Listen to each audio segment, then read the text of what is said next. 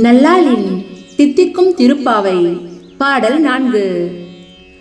ஆழிமலை கண்ணா ஒன்றும் நீ கை கரவே ஆழியுள் பூக்கு முகர்ந்து கொடா தேரே ஊழி முதல்வன் உருவம் புல்மை கருத்து பாழியம் தோளுடைய பத்மநாபன் கையில்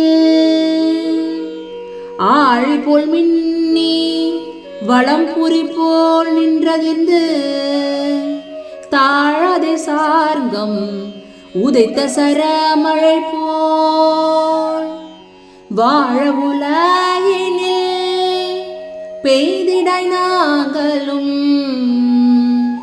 மார்கழி நீராட மகிழ்ந்திலோரெம்பாவாய்.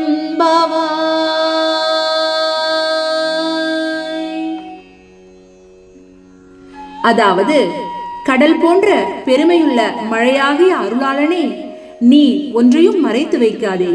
கடலுக்குள் செல், கடல் நீரை முகந்துகொள், பேரொளியுடன் மேலே எழு. ஊழி காலத்திலும் கேடில்லாத திருமாலின் திருமேனி போல் கருமை கொள். பெருமையும் எழிலும் பொருந்திய பத்மநாபனின் கையில் விளங்கும் சக்கரத்தினை போல மின்னிட்டு விளங்கு. அவனது மற்றொரு கையில் விளங்கும் வளம்புரி சங்கை போல நின்று முழங்கு. அப்பெருமானின் சார்கம் என்னும் வில்லிலிருந்து புறப்படும் அம்பு மழை போல உலகம் வாழவும் நாங்களும் மகிழ்ந்து மார்கழி நீராடவும் காலம் தாழ்த்தாமல் பொழிவாயாக.